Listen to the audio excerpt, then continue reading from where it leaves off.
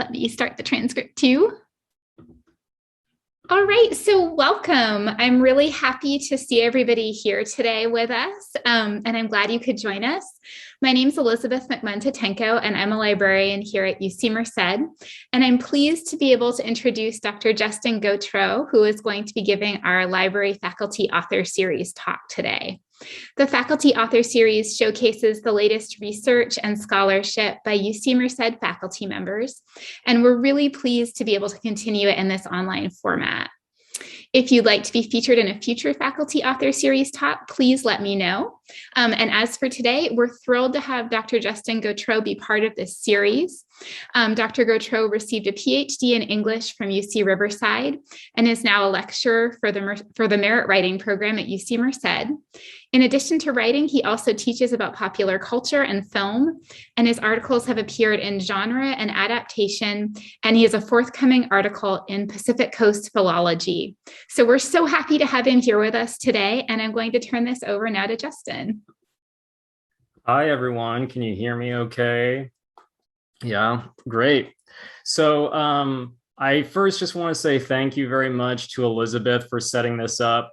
We've been in touch about this since the summer, and so it's been great. My book came out. It's almost exactly a year ago that my book came out, and so in some ways I feel like a little bit rusty, but in other ways this gave me an opportunity to go back, go back and look through it, which was sometimes a painful experience, but I also just kind of want to say thanks to everyone for being here. It really means a lot. After a year of having the book released and feeling like it was almost kind of anticlimactic, primarily because of the pandemic.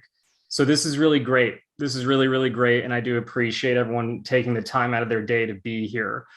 The way I want to structure today's talk, I want to look closely at just a kind of general overview. This is my first book, and so therefore this is my first book talk. Yay. And so I don't know a whole lot about book talks other than I think it's supposed to promote the book. And so because of that, I don't want to show all my cards. I don't want to give it all away. I want to give you a sneak peek so that maybe you'll actually read the thing that took me so long to write. I guess the last thing I'll say before I start sharing my slideshow, about a week ago, my wife and I got a phone call that our toddler was exposed to COVID. And so we had to pull her out of daycare for about a week. So it was almost literally the moment I sat down to get started on this presentation to start working on it, we get the phone call that says, COVID exposure, come get your daughter for a week. And so I looked at my wife a few days ago and I said, I don't know if I'm going to be ready to do this. But then it dawned on me, I wrote the book on this stuff. So yeah, I guess I can, I guess I am always prepared. So with that said, without any further ado, if I could just get a confirmation that you can actually see this slideshow. Thumbs up. Excellent. All right. So let's dive into it. I should probably also keep time on my phone. I don't want to ramble too long. So again, I want to give an overview of the book. I want to, what I'm doing here is basically giving you the layout of chapter 1 of the book. And then I want to save some room to talk a little bit about the research of the book in the last part of the talk. So let's dive into it. The Last Word, the Hollywood Novel and the Studio System. Before my book came out, there were three or so major studies on the so-called Hollywood novel. And for the purposes of today's talk, really all you need to know is that the Hollywood novel are novels written about Hollywood as a place specifically. When I was reading the studies, that came before mine, the books that came before mine, I found that lots of people were talking about the things Hollywood novels did, and you always have your popular go-to Hollywood novels like The Day of the Locust or What Makes Sammy Run or Play It As It Lays. You always have these, these big names or these popular novels.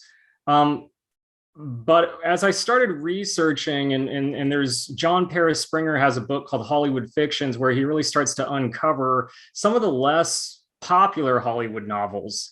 And that really intrigued me. And as I kept digging, I realized there was a lot of Hollywood novels that really have been forgotten, and we don't really read them or talk about them anymore. And so this was my big question that I found myself asking, because all of these books were talking about the Hollywood novel as this literary genre, but no one was really kind of thinking about the Hollywood novel in its larger contexts, in its larger historical contexts, and even in its larger cinematic contexts. And so that's what I was trying to do with this book, is sort of restore a sense of Hollywood history to the Hollywood novel. And I found myself asking this question: what could the Hollywood novel offer that wasn't already available elsewhere? Because it seems to me, if you want to know about Hollywood, whether it's in the 1920s or now, you don't go to a novel to find that perspective. You go to things like, magazines, or even movies about Hollywood and things like that, to get a more immersive perspective that you might be looking for. So I wanted to, let's kind of cover some early literary representation of film culture. You have the earliest novels about film were really about the film camera, this mysterious new technology that no one really knew a lot about in terms of how it worked, but that was kind of becoming more and more popular in the early days of film. So Tom Swift and his Wizard Camera by Victor Appleton, it comes out in 1912. You got a lot of novels like these that were really just about exploring or giving a more intimate perspective of film culture, but specifically in this case with this, to the mystique of the film camera. What is this thing and how does it work? How exciting. Once the novelty of the film camera wears off, you get these other stories that start exploring, the mystique of what I'm calling, the film personality, the early name for a movie star. These people you would see on film, but you really never knew much about them. And I found that one common denominator that I think is true going through the rest of the novels that I study. All of these novels fundamentally are trying to give readers a more intimate perspective of film culture in a way that was not available necessarily elsewhere, or at least not available in a digestible way. So we're keeping that in mind. So meanwhile, as the literary representation just of film and film culture starts to emerge, it's important to remember that film in the early 20th century in the United States, there was a real panic among religious groups and what Thomas Doherty calls the Moral Crusaders. And there was this real panic that film was going to lead to the demise of our moral compass, that it was going to corrupt us as people, and therefore as a society. So I want to read a quote from Thomas Doherty, who's sort of one of my favorite film historians. And I just want to, this will become relevant in just a minute here as I try to tie all of this context to the Hollywood novel.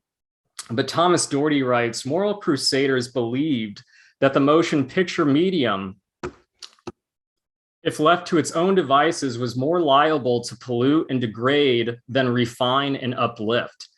Just as a single lustful spasm in a brothel might sow the seeds of disease and dissipation, a brief session at a Nickelodeon, which is the earliest movie theater, might undo years of educational guidance and moral instruction. One thing this means is that film as a medium is constantly under the threat of federal regulation, right? That there needs to be some kind of mechanism at the level of the federal government where they step in to ensure that film is not polluting our souls, similar to the way there's a mechanism to regulate food production that doesn't make us sick, right? So in 1915, there was this Supreme Court hearing that basically says, look, moving pictures, film is a business. It's not an art form. It's a business, pure and simple, which means that it is, it doesn't have the First Amendment rights of free speech and things like that. So really thinking, laying that groundwork of this moral panic that film caused. So meanwhile, the studios are moving to Hollywood. They're moving to Southern California. Things are exciting. A business is really taking off there. And people in Los Angeles, I have some quotes in my first chapter. There's some hilarious quotes about people grouping up to try to, petitions being signed to get the so-called movies, people who worked in the movies were called the movies, to get them out of town, right? How dare they come here and have their way with our nice, clean city, nice, clean area. And so, very much in line with the kind of moral panic that we just read about. So in the early 1920s, what I'm calling the golden age of Hollywood scandal, what happens is there's some celebrity behavior that kind of proves the point of a lot of these religious groups across the country. So, in 1920, you get the death of Olive Thomas, also known as Ali Thomas. She dies of a drug overdose in Paris. And so you can one thing that's interesting is you start to see some of the ways that the industry starts to defend itself to say, well, that happened in Paris, not in Southern California. So it's a tragedy, but it's the Paris wild lifestyle. Everything's good here in Southern California. Everything's morally sound. Almost a year later to the day, you get one of the most famous early Hollywood scandals, which is Roscoe Fatty Arbuckle, who we don't really know about today. At least when I ask my students, show of hands, who's ever heard of Fatty Arbuckle? No one really does. And I say, well, who's heard of Charlie Chaplin? And fewer students raise their hands, but most still raise their hand. Yeah, I've kind of heard of him. And what's fascinating is that, of course, Fatty Arbuckle was a contemporary of Charlie Chaplin. They at the time they were kind of equally as popular, right? And so, but what ends up happening is at a party in a San Francisco hotel room, this actor Virginia Rapé dies. And Fatty Arbuckle is charged with the rape and murder of Virginia Rapé.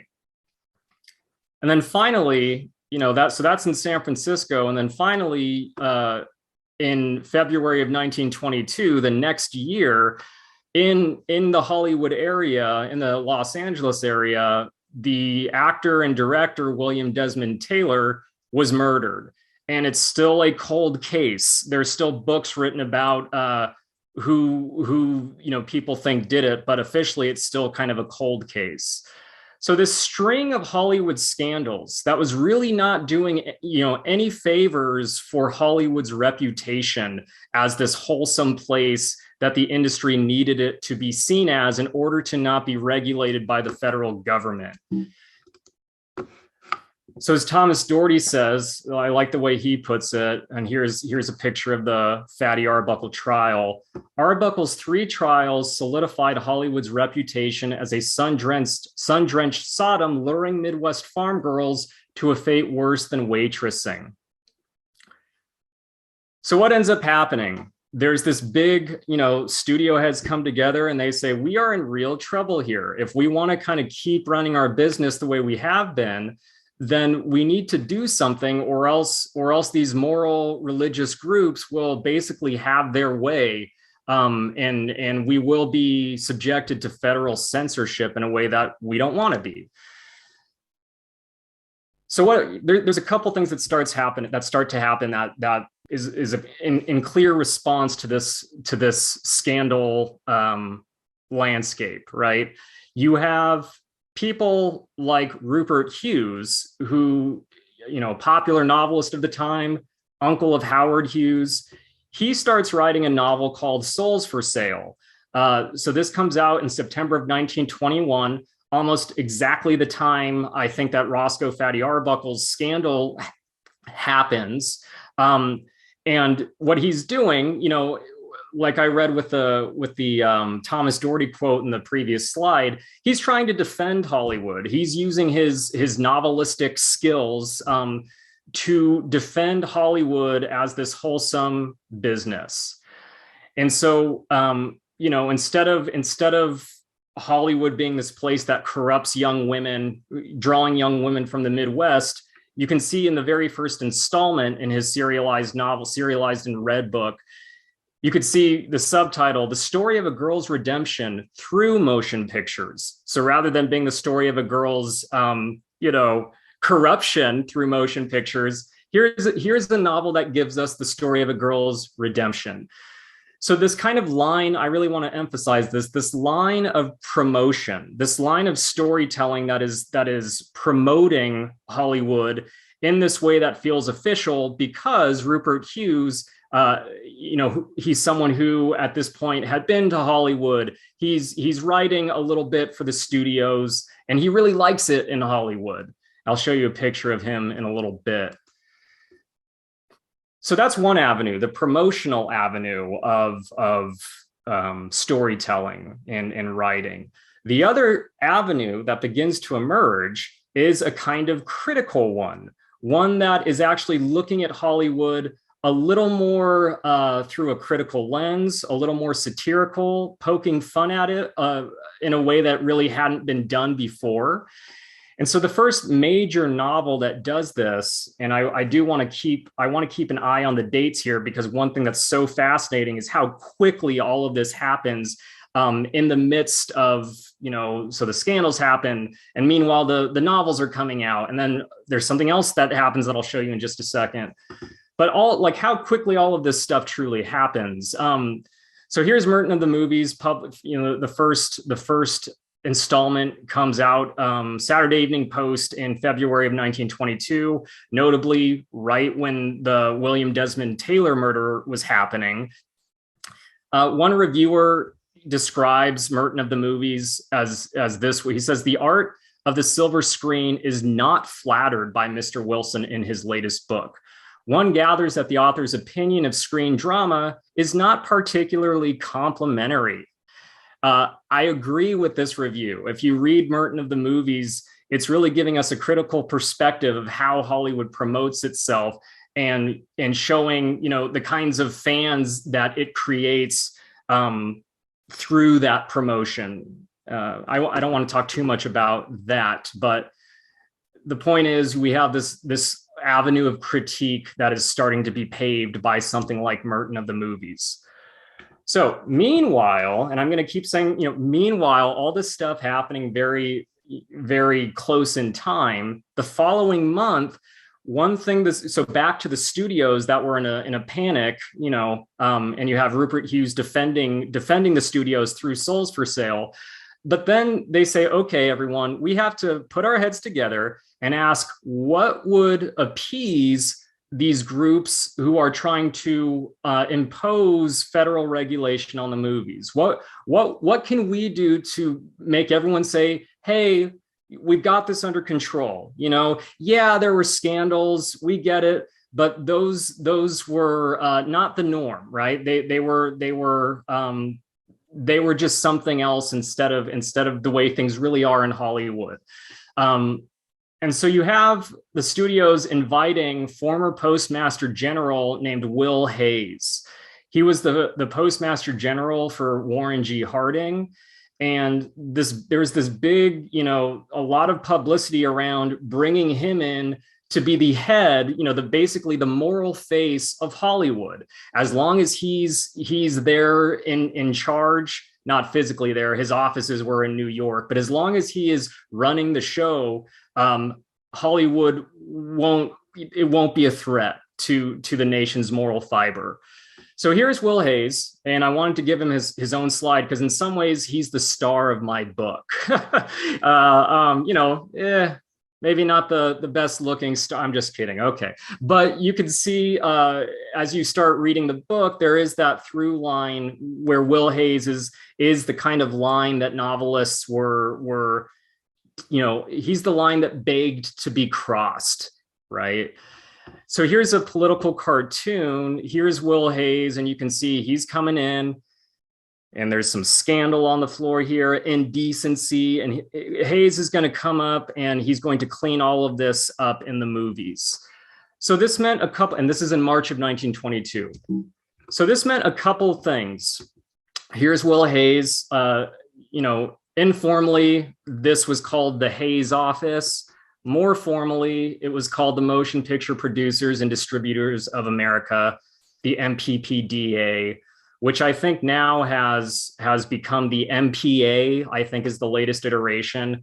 And their job, similar to what Haze was doing back in the 1920s, there's still this film regulation in the form of the rating system, right? So G rating, PG, PG-13, R, NC-17. That all starts with this group, the MPPDA, also known as the Haze Office. So here's Haze with all the studio heads, right?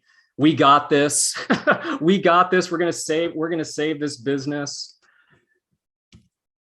One of the first things Will Haze does when he's appointed as the head of MPPDA is he says, look, we're going to cancel all of the Fatty Arbuckle movies. We're not going to send them out anymore, and theaters are not supposed to play them.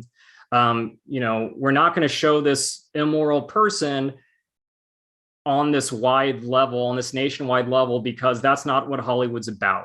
So to show that he meant business, Will Haze put his foot down and, his first order of business was to stop the screening of Arbuckle movies, pulling them from the screen.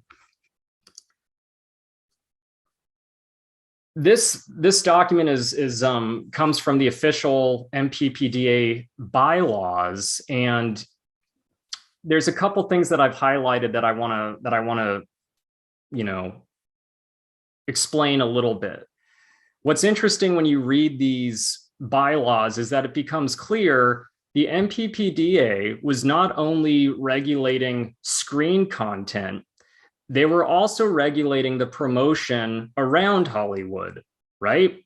So it says things like, by developing the educational as well as the entertainment value and the general usefulness of the motion picture, by diffusing accurate and reliable information with reference to the industry. And I'm sorry, these underlines are supposed to be elsewhere, so bear with me for just a second. Here we are. Sorry, so let me start that again. Again, these underlines got lost in translation when I projected this. So the first goal, establishing and maintaining the highest possible moral and artistic standards in motion picture production. So there's your first, your major goal of the MPPDA when it was established, to make sure that films did not lower the moral standards of those watching it. So that's on screen. But then the important line for off screen, this idea of diffusing, another goal of theirs was to diffuse accurate and reliable information with reference to the industry. And if you look closely at that line, by diffusing accurate and reliable information, what this also means is that they were on the lookout and making sure that what they considered inaccurate or unreliable information, and really what that meant was unflattering information, that rather than diffuse, letting that be spread, they would try to stop it, okay? So keeping these things in mind, here's Will Haze in July of 1922, just a little bit after he gets appointed to that head position, he goes to Hollywood. He goes to Hollywood in July, and they have what's called Haze Week. And I think there should be some movie made about this, because it is just a comedy waiting to happen. All the studios, clean themselves up, and they were really on their best behavior. And Haze goes around to all the studios, and he talks in his biography, he talks about his autobiography. He talks about how he was brought to tears, by watching a movie. And he's thinking, if I'm brought to tears, then surely everyone else will also be feeling this spiritual uplift. It's really funny. But here he is with Rupert Hughes, the guy who wrote Souls for Sale, and again, uncle of Howard Hughes. Here they are chumming it up, right? Which makes sense, because Rupert Hughes, of course, was promoting Hollywood with his novels. So he was definitely on the side of Will Haze, if you want to think of it that way. Here are some pictures of Will Haze. Haze Week ended with this climactic speech at the Hollywood Bowl. So for those of you who've been to the Hollywood Bowl, this is it almost 100 years ago. Or actually, yeah, I guess 100 years ago. No, what year is it? 2021, almost 100 years ago. So here he is. You can see he's optimistically addressing the Hollywood community. There are banners that say "Welcome, Will Haze," and this is actually the cover for my book, because I think in a lot of ways, Will Haze's entrance, into the scene, kind of set the stage for the way Hollywood novels would proceed. And these come from the Indiana State Library. Really great folks working there. Really helped me out. And I could talk more about that later in the research section. All right. So here's where things get kind of interesting. During Haze Week, there's a guy named Ed Roberts who wrote this expose of Hollywood called The Sins of Hollywood. In it, there are all these thinly veiled references to real actors, real directors, and all of the kind of shady stuff that they were doing. Clearly, this information went against the MPPDA's goal of projecting Hollywood as a place as this wholesome place. And so in May of 1922, this comes out. And again, think about it. So this comes out in May. Haze comes to Hollywood in July.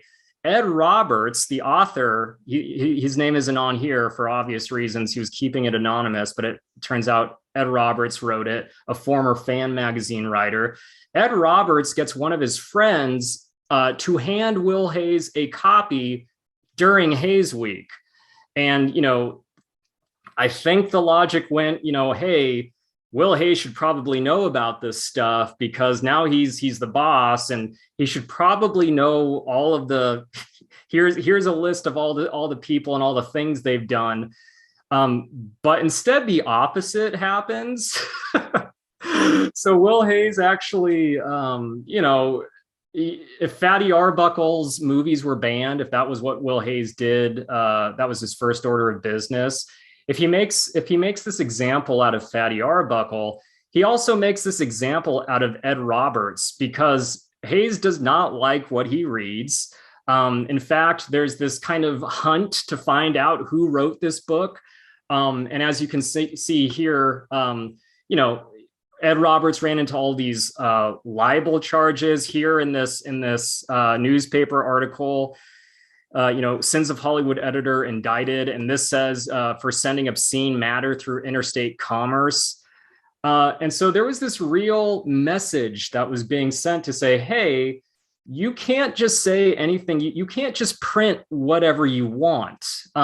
Even if this stuff is actually happening, you can't do this. And Haze was really kind of sending that message to anyone else who had a similar idea in mind. So keeping that in mind, this kind of line that's being drawn to say, hey, you can't just write this and publish it and disperse it, because one of the MPPDA's bylaws was to say it will stop the flow of unreliable, inaccurate, i.e. unflattering representations of Hollywood, even if they had some truth to them. So meanwhile, back to this kind of promotional avenue, what starts to happen is that Will Haze starts to encourage people at the studios to actually make movies that are about Hollywood. You know, hey, what better way to promote Hollywood than to actually give people that behind the scenes, intimate glance or glimpse that they really don't have access to elsewhere. So you have James Cruise's Hollywood. This is now lost. I've never seen it. I've read the script to it at the Margaret Herrick Library. Of course, you have the adaptation of Rupert Hughes's Souls for Sale, that novel, you know, the promotional literature I showed you. Not surprisingly, written and directed by Rupert Hughes. You have Max Sennett's The Extra Girl starring Mabel Normand, and then Mary of the Movies. All of these movies came out in 1923, and it started this big trend of these self-promotional films that are trying to live up to that MPPDA's promise of diffusing accurate and reliable information. But of course, people who actually worked in Hollywood had a different perspective. They could see that this was very sugar-coated and promotional through and through. So if the public, you know, if the public could watch these movies and feel like they were getting this inside glimpse into Hollywood, another thing that became very popular, you know, right around the early 1920s, a little bit before then, they predated that. But studios started making a lot of use of, you know, so-called fan magazines. And fan magazines, as Anthony Slide calls them, they were the mouthpiece of the studios. So there was this real regulation, a kind of infrastructure set in place where if a reporter wanted information about, let's say, a movie star, well, the only way they could gain access to that movie star was if they applied for a so-called Haze card, right? And if that reporter published something unflattering, well, guess what? They have to give their Haze card back. So you can see how there's this control of the flow of information through magazines, through newspapers, and of course, like I just showed, through those films about Hollywood. And of course, not surprisingly, right around this time, and I try to explore this a little bit in my book, but right around this time, visitors, you know, people coming to actually visit the backlots of the studios, right around this time, they were denied access for practical reasons, but also for political ones of controlling that perspective of Hollywood. So this is my long way of kind of bringing us to the Hollywood novel as I start studying it in the book. So chapter 1 deals with Souls for Sale and Merton of the Movies. But then what starts to happen that I think is really, really interesting is you have novelists who are responding to the reductive representations of Hollywood that they are watching on film. And so the best way I can put it, and I'm sorry, my PowerPoint is a little bit fidgety. The Hollywood novel filled in what films about Hollywood and fan magazines left out. And I'm highlighting these four in particular because, and we have Minnie Flynn by Frances Marion, Skyrocket by Adela Rogers, St. John's. These two novels were written by Marion and St. John's were really big names in Hollywood. You know, writing movies and also writing lots of stuff in fan magazines. So they had this insider knowledge that they really couldn't express anywhere else except for fiction. What becomes particularly interesting, of course, is when I show this slide, I don't think many people here, unless you've read my book, have ever heard about these novels, but they were very popular in their day for all kinds of reasons. And so chapter 3 of the book looks closely at these two novels. And unlike Frances Marion and Adela Rogers St. John's, A.C. and Carmen Eddington and Raoul Whitfield were not, big name Hollywood insiders. Instead, they were writing from this perspective of having this insider information and being kind of no-named writers. That wasn't totally true with Raoul Whitfield. He was big in pulp magazines. But in terms of writing Hollywood novels, they were not big names, and they had something to say that they really could not voice anywhere else instead of the form of fiction. So here's Adela Rogers St. John's. And when I was researching this in graduate school, this quote was something that was kind of tattooed in my brain, because in so many ways it verified or it confirmed the hunch that I had. And so this quote says from one of her many autobiographies, I think this was from the 70s. She said, these tales, she's talking about the Hollywood novel, these tales were new and Hollywood was an entirely fresh setting, and the public was growing more and more curious and interested. They seemed to me awful, these stories, false and phony and fake, yet they weren't. Most of them were built on fact and often became fiction to avoid libel laws. Fiction, as I discovered then and later, had that one distinct advantage. In some instances, it was the only way in which you could print the truth.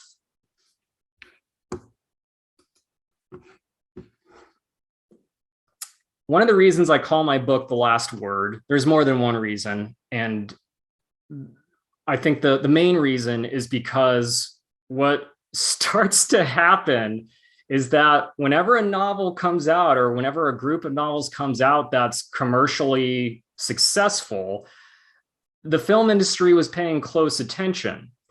And so what ends up happening is that the studios say, oh, that's what the audience wants. Well, okay, we're going to adapt those movies into film. So if you notice what's going on here, I'm arguing that something like Minnie Flynn and the Skyrocket were responding to reductive representations in 1923 of those films. So they write novels responding to that, and then the studios adapt those movies. And then so let me kind of read to stay focused here. Let me read the point I'm trying to make. Recognizing their commercial potential, the industry co-opted these narratives into Haze-friendly films, which in turn pushed novelists to explore other behind-the-scenes perspectives. So it's also this way that the genre of the Hollywood novel is being pushed in new directions, depending on what is unfilmable, either on the level of technology or the level of studio politics. And so, here's The Skyrocket, a silent film that didn't really, I could talk more about that, but it didn't really deflate the novel's critique. But then What Price Hollywood is a loose adaptation of novels like Minnie Flynn and The Skyrocket. What Price Hollywood gets turned into A Star Is Born, right, in 1937. And then, of course, you all know the Bradley Cooper, Lady Gaga. Those narratives are still very much with us. But it's interesting to think about how they all started with those novels that I was just pointing out. And then here you have the studio murder mystery film that gets adapted nearly as soon as the novel comes out. It was serialized in photoplay. And then Death in a Bowl, the other novel that I just showed you. Death in a Bowl here is the very, very loose adaptation of, Moonlight Murder is the very, very loose adaptation of Death in a Bowl. So some takeaways here. I'm starting to wrap up. Some takeaways here, and that's just kind of my preview to set the stage for what the Hollywood novel did and what it could offer that was not available elsewhere. But let me read these bullet points to you. And I just have a few more minutes to talk about the research.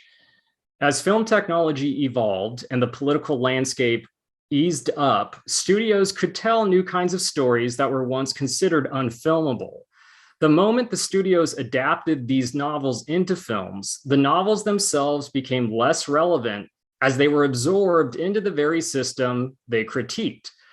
To remain marketable, then, the Hollywood novel had to give readers a perspective unavailable in other outlets, which leads to all kinds of interesting novels, particularly in the 1960s.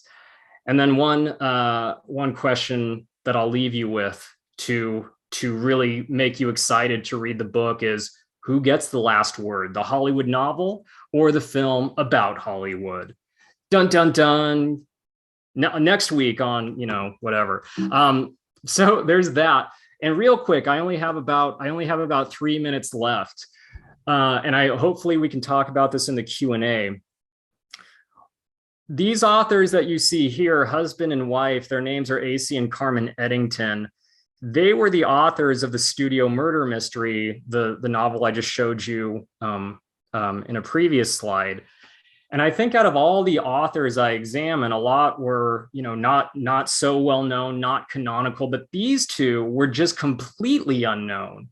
I had not seen anything. They were mentioned a lot because their movie was adapted their book was adapted into a movie. So they have that kind of fame, that 15 minutes of fame. But in terms of who they actually were, not a whole lot, in fact, nothing.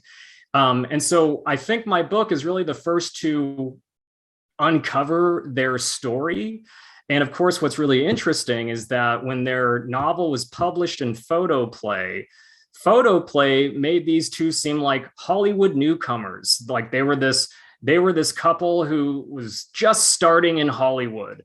And after I look on Ancestry.com and I'm really piecing together their story, it turns out they had been in Hollywood for like 10 years and had really gotten nowhere.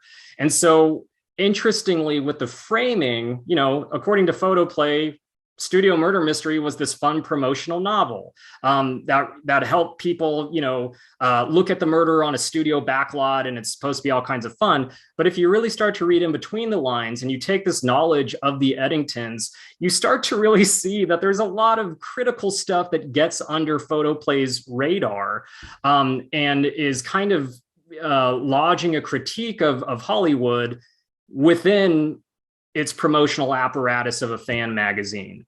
And so I just kind of wanted to note these two because, I don't think I've read anything about them other than what I was able to piece together. So, okay, I think that's almost 40 minutes exactly. Let me go ahead and stop sharing my screen. And then we're good to go. Thank you so much. I know we have some time for questions, so I wanted to just encourage folks to put questions into the chat, or if you want to unmute yourself and ask questions, that's totally fine too.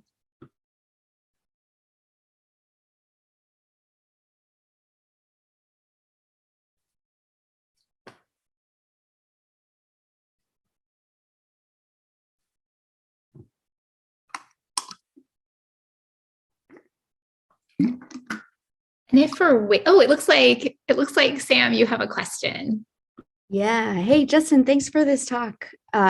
Really cool to hear you talk about it. Now I'm curious about Ancestry. When you were mentioning how did you, what were the intersections like? What kinds of stuff do you find on Ancestry? Like, what made you kind of go toward looking there for things like on these folks or was that only these folks, or was that across the board? It started with them, and I tried to use it with other authors, but really the other authors, there was kind of a lot already out there, and so I didn't really have to dig too deeply. But with those two, I start with all these digital databases, right? Especially for two people who are not, who I just can't find anywhere else, and you start with the newspaper databases and you start to see, like, I think newspapers.com if you just type in their names, you start to see all their hometown. Like, there's things like AC fell off the carousel, when he was 7 years old, things like that are just kind of insignificant. But if I started to keep a list of like, okay, let's really put this together. And then through things like Ancestry, one thing they have are, they have like the census, right? And so I think it's every 10 years or something like that. And so you start to see like where they were in Hollywood. And so if you pull up a census from that time, it's kind of fun, people living around the Hollywood area, so I found AC Eddington, and he's there working for the Goldwyn Studios. And then it'll say like occupation, and it'll just, you kind of get a sense that all these people were living in the same apartment complex. We're just like working at the studio down the street, right? But then there's also things like marriage records. There's also things like military records. And so, yeah, you start to get a picture from the comfort of your own home, as long as you have an internet connection. That was one thing I found that was kind of fascinating. Just kind of a weekend exploring those websites and signing up for a bunch of free trials. You can get all this kind of information, so I think that answers your question. I'm seeing it looks like there's one from Luis in the chat too, just asking if you can talk some more about your research process for the book. Yeah. So the way it started, there are two basically like encyclopedias of the Hollywood novel. One by Nancy Brookers Bowers, I think I'm saying that right, and also one by Anthony Slide. And what they do is just list all the different Hollywood novels that they know about. And these are really long, hundreds and hundreds of pages of title and then summary, title and summary. And so I started there, I think, after knowing about all the big name Hollywood novelists that I started to talk with. And I would just kind of read anything I could get my hands on. I would read, sometimes I would have to find stuff through interlibrary loan. Sometimes I would have to go to eBay. Sometimes I would have to go to the Fan Magazine Digital Archive, which is another really great resource, and just kind of start reading these novels and reading as many as I could, and really trying to find, the ones that I thought stood out, or the ones I thought were offering something a little bit different from those within that decade, for instance. So I'm sure there are many that are buried that I have yet to discover. But that was the way I started looking through these forgotten Hollywood novels. From there, once I had an idea of what these novelists were trying to do, there was a lot of stuff, there's the Fan Magazine Digital Archive, where you can just straight up type in a name or a novel or anything, and it'll pop up for you, which is great about these digital archives. There was a time when I went to the UCLA Special Collections Library just to compare the way it was published, a specific word, a specific name that was being used, how it was published in the novel versus how it actually appeared in its original pulp magazine publication. And I think and of course there's the Margaret Herrick Library in Beverly Hills. But I think the biggest part of my research was when when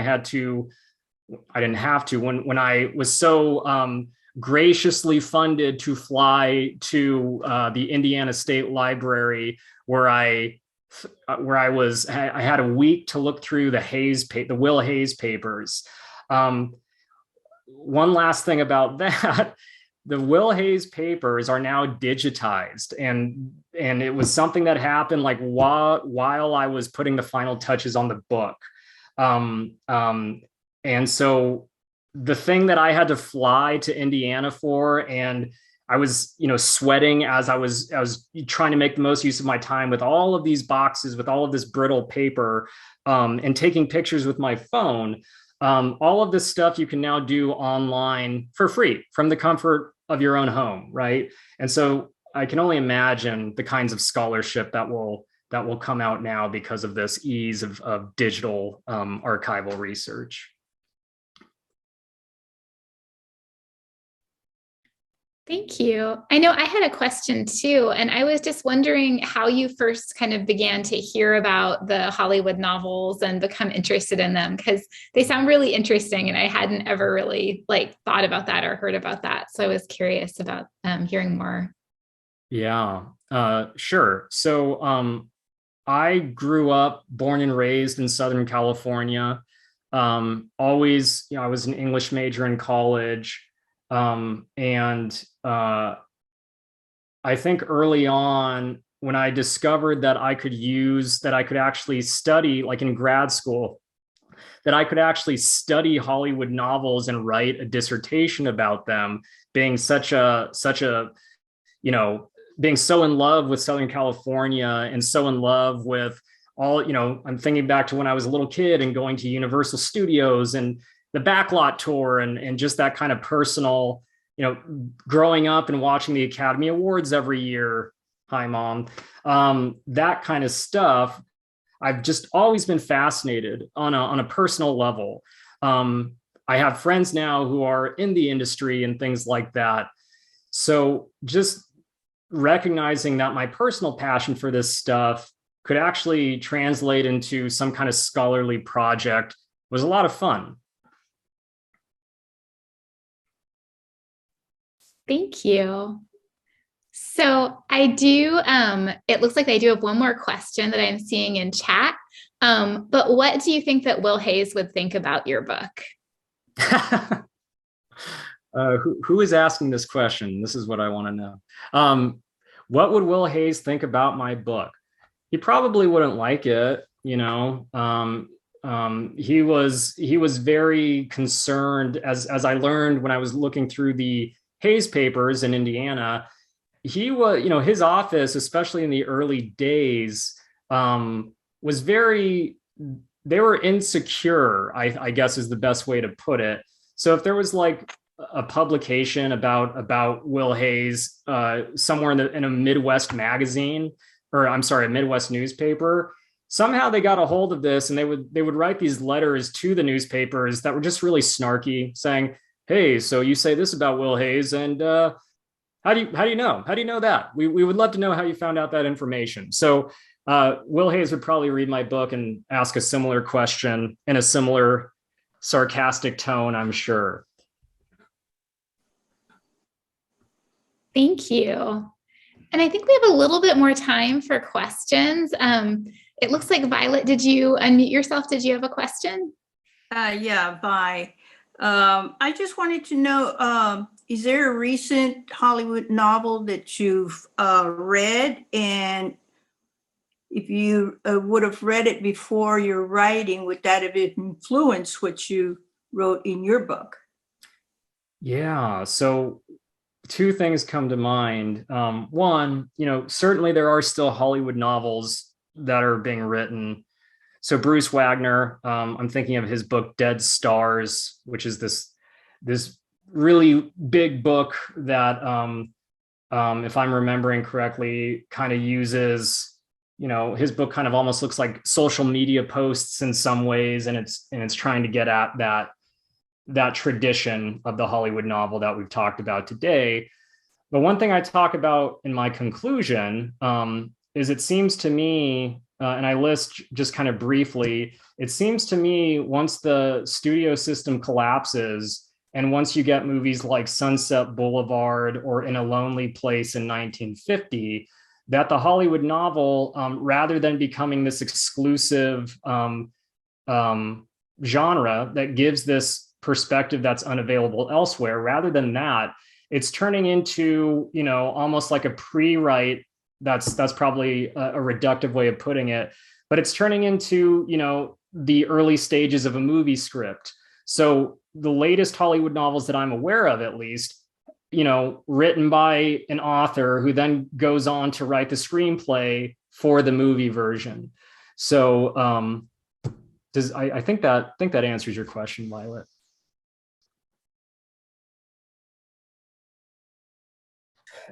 Are there other questions? You can put them in the chat, or again, feel free to unmute yourself and ask too. I have just, it's not really a question, it's a little bit of Hollywood trivia that's interesting. When you said Adela Rogers St. John, her name rang a bell. Her father was a LA defense lawyer named Earl Rogers, who was the inspiration for Perry Mason.